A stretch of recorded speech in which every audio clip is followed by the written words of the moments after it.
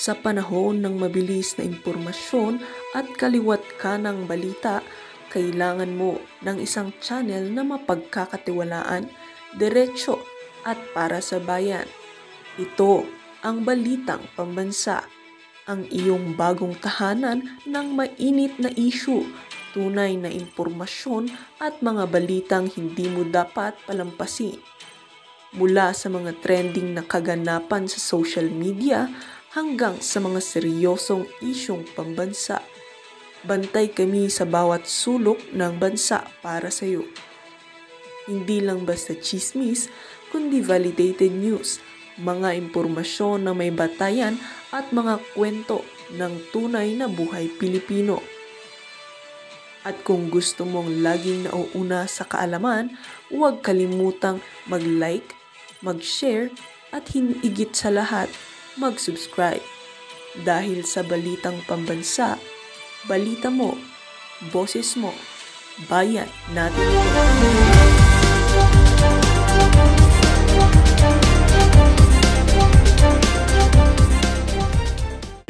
Ay, dito kay Tito Soto, ha. Ito, Sen Soto, ibinigay ang sweldo sa mga estudyante. Tama naman yan, palakpakan ho natin. Sana para doon sa mga kung ano-ano yung mga pinangako noong panahon ng kampanya. Ngayong mga panahon na to, tuparin na ho nila. Donated as promised. Anak ng toko, talagang ibinigay ni Sen Soto III ang unang 2 buwang sweldo bilang senador sa mga mahihirap na mag-aaral sa bansa. Wala naman ho kasing kwenta yung na yun. Sweldo na yun para kay Soto. Ako. Yeah. Ayon sa kanyang Facebook post nitong linggo, August 24, noong nangangampanya siya para sa 2025 midterm election, nangako si Soto na i-donate sa mga nangangailangang estudyante ang kanyang sasahurin sa loob ng 6 na taong panunungkulan sa Senado. Sumasahod ang isang senador ng tinatayang 293,191 pesos kada buwan. Grabe, laki na sweldo. Laki na sweldo ng mga senador. Ayon sa Salary Standardization Law. Yun nga mga kababayan, isa sa mga pinangako nitong si Soto, maganda yan. Pinangako mo, dapat tuparin mo yan. Dapat lang yan. Inaabangan yan ng mga mahihirap na kababayan nating estudyante. Dito naman mga kababayan, ito na nga ba sinasabi natin. Diretsahan na kung binanatan itong si Ping Lacson, itong si Manny Bunuan. Paano ba naman kasi for him to claim that Bulacan is an isolated case, he doesn't strike me as a good, effective leader of his department, saying. Ito ang banat nitong si Senator Ping Lacson dito kay Manny Bunuan. Ang hilig ko kasi nitong si Manny Bunuan, halatang meron ho siyang pinagtatakpan eh. Halata hong parang sinasabi niya sa kanya mga previous pronouncements sa media na wala naman yan, ano lang naman yan eh.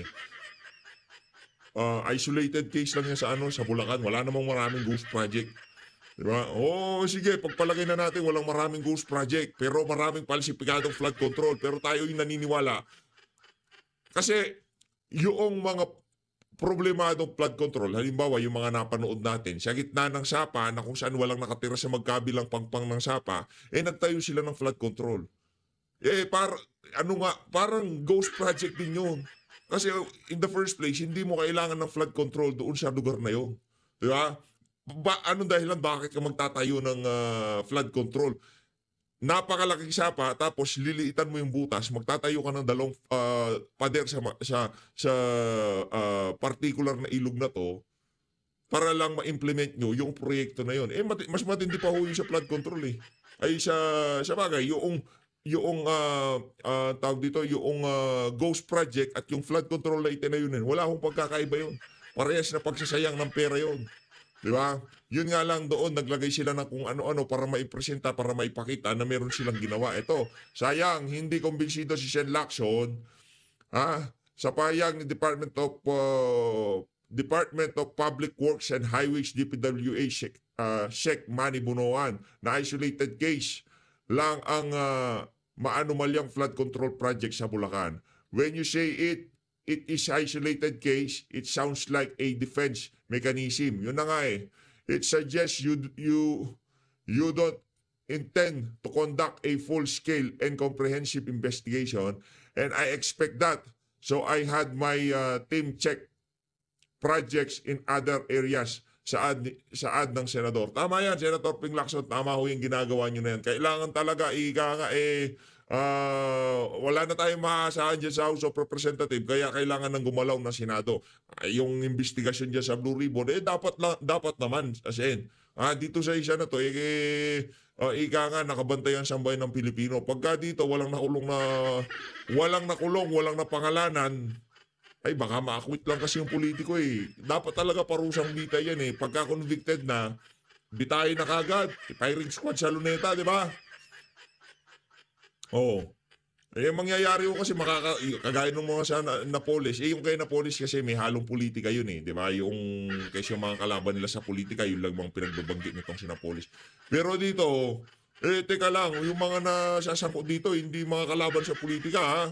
Mga nakapaligid kay Tambaluslos at kay Marcos Jr. Abangan nun natin kung anong gagawin ng dito. Kung hindi rin lang naman pala ika nga nitong si Ma'am Sasrugando Sasot, kung hindi lang military ang gagalaw dito, ika nga, wala akong mangyayari dito. Parang ano yun eh, parang totoo yung sinasabi na yun nitong si Ma'am Sas eh. Kung sila lang tatrabaho niyan, naku. Eto mga kababayan, rekta ho tayo dito kay Benny Abante. Naku, binanata niya itong si Mayor Benjamin Magalong. Inaabangan ko si Richard Gomez eh. Pati kaming mga mauusay ay nadadamay. Nadadamay riyan. Brad, una sa lahat, di ka nanalo ha. Tigilan mo yan ha. Ano ba sabi nitong si Benny Abante?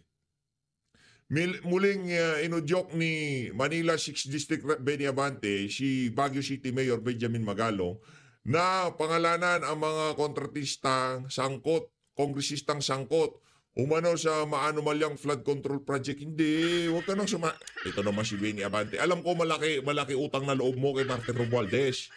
Pero wag ho kayo masyado magpahalata. Kayong dalawa nito si Richard Gomez ha. Huwag kayo masyado magpahalata. Anuhin lang kayo. Kalmahan nyo lang, okay? Masyado ho kayong obvious eh. Ayun na nga, rekta ho tayo kay Senator Rodante Marcoleta. At pagdating sa usaping good governance, pagdating sa usapin nitong mga nanalong politiko, huwag ka sasali. Benny Abante, kunyari, merong issue dito, yung mga nag-uusap, nanalo sila, dahil doon sa disqualify yung kalaban. Yun pwede, kayong dalawa ni Martin Romualdez, yun, mag-usap kayo. Magdamag, magkwentuhan kayo, mag-inuman kayo, walang problema. Pero para isali mo rin yan si Benjamin Magalong dyan sa issue na yun. Oo, huwag ka nang sumali, di ka naman nanalo eh. Ikaw talaga. Eto, kay Shen Marcoleta. Pinanap nating pagdinig sa Blue Ribbon Committee, kaugnay ng malalang kalagayan ng bansa natin tungkol sa mga baha na dumarating at nananatili sa matagal na panahon. Marami tayong na-establish na mga bagay na hindi kinontra ng mga ahensyang kinauukulan katulad ng DPWH, ng DBM at yung mga initial na representatives na tumalo galing sa 15 contractors na na-identify ng Pangulo kamakailan lang. Mahalaga yun sapagkat mula doon, gagamitin na natin yung mga yon sa pag-usad ng ating mga pagdinig. Kung gagamitin natin yung mga legal terms na ginagamit sa Mas okay to ha. Mas okay to wala ng background music. Okay na yung sound effect na lumilipat-lipat yung lumilipat yung papel, yung sound effect na gano'n, yung juice, yung whoosh, yung gano'n. Okay lang yun eh. Pero lalagyan mo pa ng background music. Parang masyado nang dinadramatize ka nga. Mas maigi na clear lang ba? Gano'n. Tipong yung sound effect, yung gano'n lang okay na yun. Pero yung background music, hindi, suggestion lang naman. Kasi lalo na yung mga nagsasalita sa social media, yung mga may confession, yung gano'n, gumagamit ng background music na nawawala yung genuineness o ng mga sinasabi nila, yung ganun ho yun. Pero kanya-kanya naman trip yan. Sa korte, we have successfully laid the predicate, sabi nga. Mga premises ay walang kumontra, katulad nung mga initial na findings ng Pangulo na mahigit na 2,500 na contractors, halos 15 lang. Ang namunini, halos 18% noong naunang kwenta na 545 billion worth of flood control project. Although kalaunan, na-clarify yun, hindi lang yun ang talagang amount, kung hindi about 1.2 trillion, sapagkat yung binanggit na datos ng Pangulo na 545, yun ay from 2022 hanggang 2024 lang. Kapag sinama mo yung 2025, aabot yan ng 1.2 trillion pesos. Ngayon, dahil nga sa laki ng nagagastos natin at wala namang nangyayari dyan sa pagkontrol ng baha, talagang nakakabahala na kinakailangan natin sabihin sa kanila that we have to get to the bottom of this. Literally, sabi ko nga, sisisirin natin kung yun ang kinakailangan. Makuha lang natin ang katotohanan. Unti-unting lumitaw pagkat karoon ng pag-amin kanina na talagang mayroong mga ghost projects. At nakita ninyo, umamin ang ating DPWH, siguro sa kanilang initial na pag-iimbestiga rin, lalong-lalo na sa parte ng Bulacan, inamin niya na may mga multong proyekto at na sa lalong madaling panahon ay isusumiti niya sa atin yung mga pangalan ng contractors, sino yung mga kasangkot na mga opisyalis ng DPWH na merong responsibilidad para tingnan ito. Kasama na rin ang COA. Dapat kung ghost projects yung mga yon ay hindi naman siguro nakakabilib na sabihin nila na na-audit nilang mabuti yun. Wala man lang pumasok sa kanilang report na may mga ghost projects. Lumitaw din kung ang pag-uusapan ay ghost projects, nasaan na yung mga bands, yung mga performance band na pinost ng mga contractors. Lahat kasi ng project, may kaukulang garantiya yan ng mga banding companies. So umamin si Secretary Bunuan na kapag na-establish niya yung mga yon, mapipilitan na habulin yung mga insurance companies na nag-post ng mga bands para sa kapakinabangan ng ating bansa. Kinakailangan maibalik kung talagang ghost projects. Kaumpisa pa lamang yun. At nagmungkahi tayo na kung gagawin niya ng madalian ng pag-imbestiga na kanyang ipinangako, kung po pwede, ay isangkot niya ang ating komite, yung Blue Ribbon, kapagkat meron naman tayong kakayahan na mag-deputize ng hanggang 2 staff natin, upang sa ganun ay meron tayong participation. Ang pangako nga pa nga niya, kasi wala naman tayong backhoe dahil ang paraan na gusto ng chairman ay tingnan natin physically. Kung yan ay may mga multo, ay kinakailangan nating gibayin ang porsyon ng kanilang mga nicho para makita natin ang mga buto. Pagpapatunay na talagang merong pagkakasala. Pumayag naman siya. Kaya tingin ko, pagka ganun ang ginawa natin, sapagkat may kakayahan naman ang ating komite na magpadala talaga ng representatives at tukuyin by random ito, kahit random lang, sapagkat napakarami niya. Isang section ng isang embankment halimbawa o revetment, at kapag yan ay kinayod ng backhoe, lilitaw at lilitaw yan. Yan po yung mga initial na gagawin natin patungo doon sa pagkuha po natin ng katotohanan. Ito lamang po ang paraan para sa ganun ay matakot naman ang mga gumagawa nito, sapagkat talaga pong nasasalaula ang pera ng bayan, nasasalanta ang kabuhayan at pati buhay ng ating mga kababayan ay nanganganib. Marami pa po tayong bubusisiin dito. Pinag-uusapan po yung kung paano na po procure ang project, kung paano pinahihiram ang mga lisensya, kung paano nagkakaroon ng sabwatan. Hindi po kasi po pwede na mag-bid ka sa maraming project sa buong kapuluan kapag mangyayari nun ay parang napakarami mong technical persons at napakarami mong technical equipment na imposible pong maipundar ng kahit kisino pang kontraktor. Yan po yung sisimulan nating tingnan at nakikita natin na makikipag-cooperate siguro naman ang mga kinauukulan. Hiningi po rin natin sa DBM yung mga pondo na nanggaling sa program funds at saka doon sa insertion ng mga bicameral conference, sapagkat nakakuha po tayo ng impormasyon na dito po talaga nagagamit ang katiwalian, sapagkat yung mga politikong involved dito nakakakuha sila ng komisyon na halos 30% ng project. At kapag isinama mo ang lahat ng mga komisyon, ang lahat ng may kinalaman sa project na yan, ang natitira na lamang po ay 26%. Ibig sabihin po, sa bawat 1 milyon na pondo ng isang flood control project, 26 million na lamang po ang magagamit para tapusin ang project. Kaya po nasasalaula, hindi nagiging epektibo. Ang nangyayari po ay parang walang nasasagaan, walang napipigilan na baha. Kung hindi tuloy-tuloy po ang baha, nakagaya po ng inyong nasasaksiyan sa ating panahon. Maasa po kami na pagtityagaan po ninyo na sundan ang ating mga ginagawang pagdinig. Para sa ganun po ay makatulong naman kayo na maging vigilant kayo sapagkat nasa inyo po lahat ang buhay ng ating ginagawa. Salamat po sa inyong pagtityaga. Sana po ay lalo kayo magkaroon ng interes para proteksyonan ang ating bansa. Yun ang naging mensahe nitong si Senator Rodante Marcolata at pakiusap sa ating mga kababayan na wag ho tayong mapagod, tuloy-tuloy ho tayo sa ika nga pagtutok dito sa issue na to dahil ano ho itong mga kababayan, hindi ho biro itong ano na to. Itong nangyayari na to, nakukompromiso ho dito sa usapin na to, yung kinabukasan ng ating mga kabataan, ng ating mga kababayan, yung kanilang mga ari-arian, yung kanilang mga pinaghirapan, di ba? Yung kanilang mga trabaho, mga hanap buhay dahil dyan sa buwisit na baha na yan na hindi mapigilan pagka umulan dahil nga sa mga palsipikadong flood control o sa mga ghost project ng administrasyon nitong si Marcos Jr. Lagi ko dapat kaakibat ng pagka meron tayong binabanatan dito. Yung yung administrasyon. Hindi ko kasi pwedeng yung DPWH, contractor, wag ho ganun. Dapat administrasyon kasi kasalanan ho niya yan, kasalanan ni Marcos Jr. yan. Hindi naman ho mangyayari lahat ng to kung hindi dahil sa kanilang kapabayaan, dahil sa kanilang pagiging inutil, nga. Ayun, tuloy ho tayo. Sorry, hindi Hindi ba rin putol-putol yung dating. Napuputol. Okay, sandali lang po sir. We beg for your indulgence. Ayusin lang natin ang ating audio please. And may problema na naman po tayo as ikaw ang una magtatanong kay former Secretary Babe Singson. 1 at 2 at 3? Alright, opo. Inaayos na ba? Kung sakasakali, para kasi meron siyang mga importanteng lakad ngayon. Baka pwedeng mag-phone na lang tayo dito sa ating audio and yung ating visuals ay tuloy-tuloy lang. Kasi ngayon, baby girl, habang inaayos ang ating linya, Ma'am Maricel, kinumpirma nga ni Congressman Leandro Legarda Leviste yung pangyayaring ito na isang district engineer ng DPWH ang inaresto. Noong Biyernes po nangyari daw ito at nakadetine ngayon diyan po sa Taal, Batangas. Nako. Alright? Ngayon mga kapatid, ano ba ang kwento rito? Sinasabi daw po na nagtangka ang naturang district engineer umano na suhulan si congressman.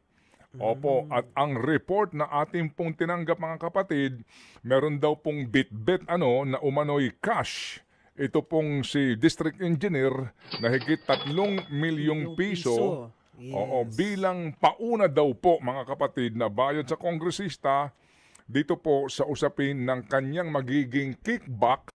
Mali naman kasi, 300. Ginawa niyo naman chip yan. Hindi 3.1. Baka publicity stunt lang yan, 3.1 million. Natural, hindi tatanggapin niya. Yayaman ng mga libiste.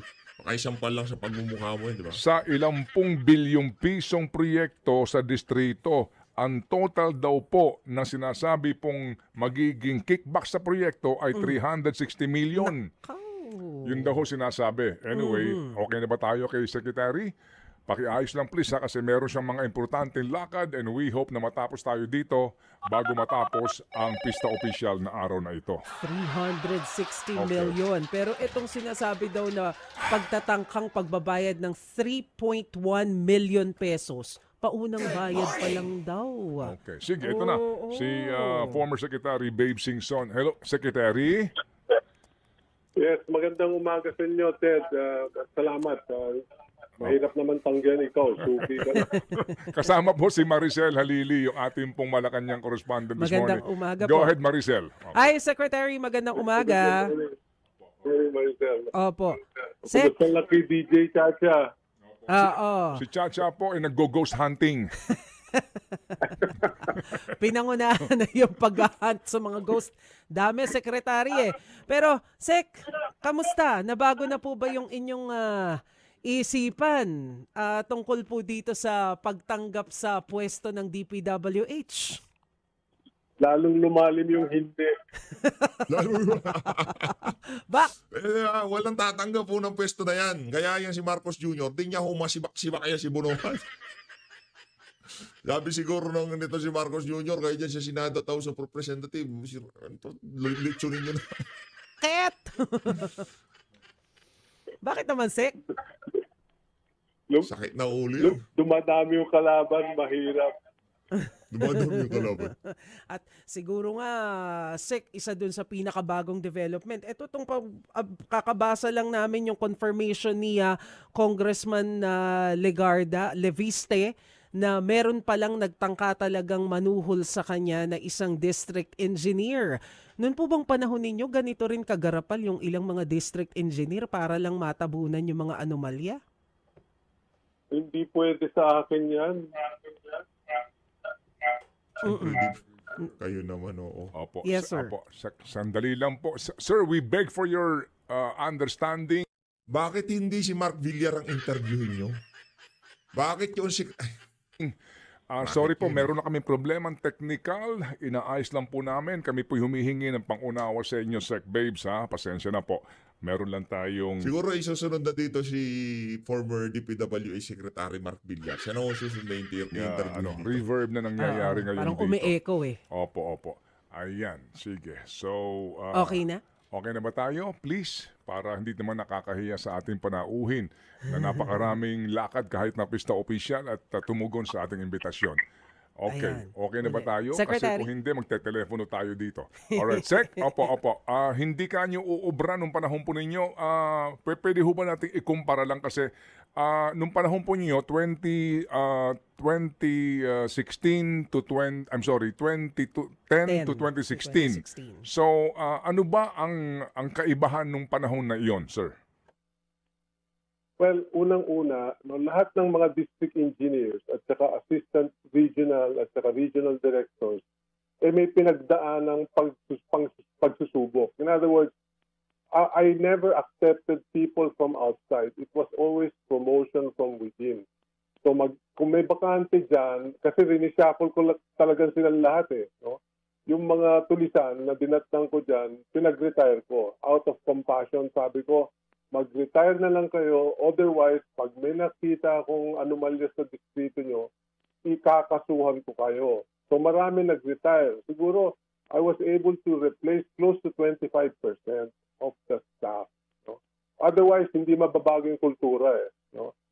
So, madalit sabi, yung mga bakante, we posted them and then we opened it to anybody who felt he was qualified dito sa probinsya. Ito, may open district engineer, assistant district engineer, and so on. No?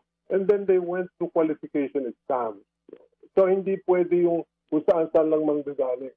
I never brought in a single person na maging staff ng DPWH except for my security and driver. Yun lang.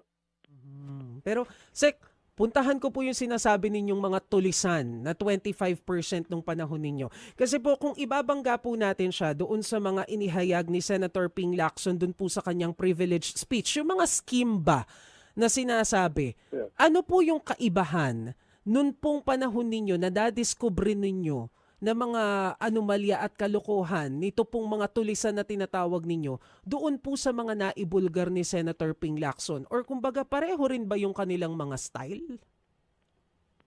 Hindi, mas matindi ngayon dahil meron ng tinatawag ghost project, meron pang half ghost na project. Sabi ko, ano yung half ghost? Yung paulit-ulit na pinoponduhan. Samantalang nung panahon po ninyo, ano po yung usually na ginagawa at nahuli nyo tong tulisan na to? Well, yung mga nangihingi, yung mga ganyan, dati normal kasi yan. No? So, pagka may birthday ni ganito, nako, piyesta yan. No? Eh, madali na lang magpadala ng 10 leksyon sa isang district office o sa regional office. No? So, yung ganon. No? Pero, unang araw ko pa lang, may nagdala sa akin ng, hindi ko alam, ang sabi nila, 5 million daw, para lang bayaran ko yung right of way. Sabi ko, palabasin nyo na yan at huwag nyo nang pabalikin dito. Tapos tinanong ko kagad, sino yung mga nakausap na niya? Lahat ng kinausap niya dati at nakakausap niya, pinagtatanggal ko din yun. Alam nyo, ang dali-dali naman tracing ngayon. No? Sinabi na ni President Bongbong, 15 contractors. Eh di hanapin na lang ng DPWH kung sino yung mga nag-approve niyan, nag-inspection niyan, at approve ng bayad, pati COA. Bakit walang inspeksyon? Mm-mm. Mm-mm. Matitrace yan. May paper trail. Alangan namang yung bayaran niyan, walang dokumento. Mhm. Pero, sir, sabi nga po ninyo, matitrace yan, may paper trail, pero gaano po ka-posible yung sinasabi ni DPWH Secretary Manuel Bonoan, nakausap po kasi namin siya noong Friday, na sinasabi niya, nito lang niya rin nalaman na meron palang problema dyan sa DPWH. He was not aware doon daw sa mga nangyayari doon sa mga nasa ground. Gaano po ka-posible Kasi yun?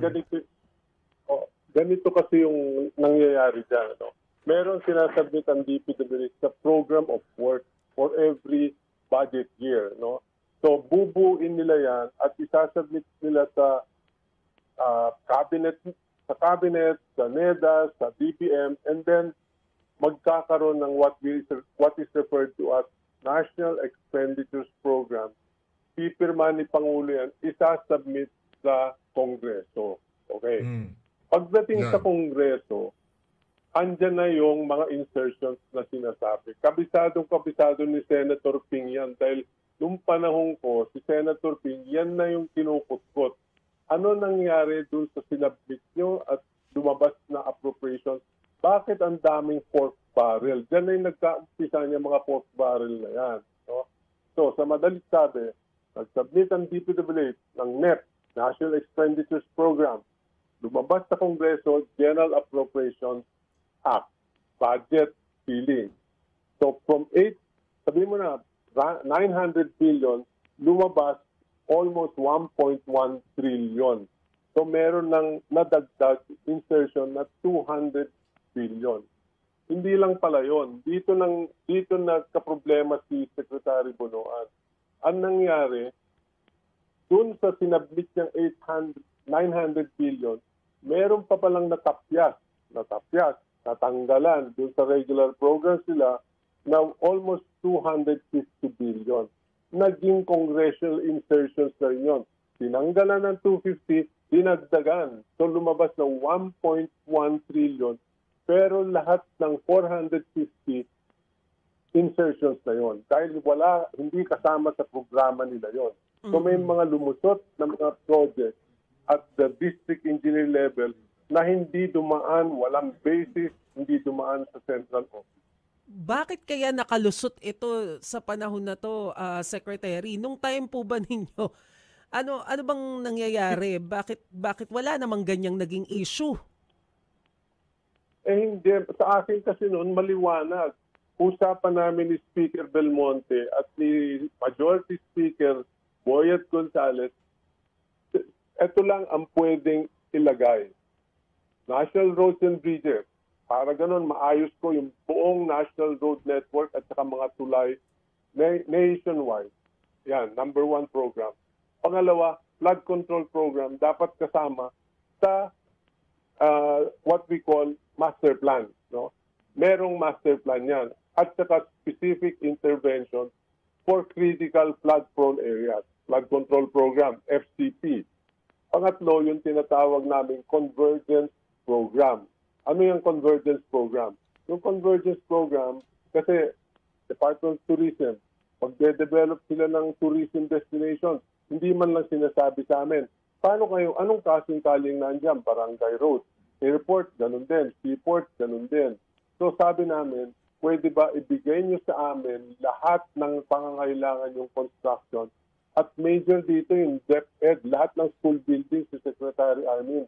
Sabi ko, Brother Armin, pwede ba yung mga school buildings at classroom construction, kami na magpapagawa, kami engineers kasi, paano naman yung principal mo at superintendent mo? Anong malay niya sa contracting? So lahat ng construction ng classroom sa amin pinagawa, kaya naubos yung kanyang backlog. At pang-apat na programa ay yung local project. Ito na yung critical infrastructure connecting major local destination. So given yan, sabi ko sa kay Speaker, ito lang ang pwedeng ilagay. Kung wala dito, kahit ilagay nyo sa budget, hindi ko gagawin. So kahit mag-insert ka dyan, hindi ko gagawin. So walang nakalusot na hindi kasama dun sa inilatag ninyo. Talagang wala. Oo. Hindi ko gagawin. Tagahin sa bato yan. Sabi ko sa kanila. Oo. At alam ng mga kongresista yan. Isa-isa kong kinausap eh. Sir, Ba? I wonder kung... Kasi Maricel, isang uso nun, alam nyo, sinasabi nila, basketball court, swimming pool, pang-community. Eh pala nasa tabi ng kanilang property. Yung sinasabi lang, farm to market, road to my farm pala yun. Oh. Nangyayari pa rin yan. Sir Chavi. Ay, Chavi. Sir Singson.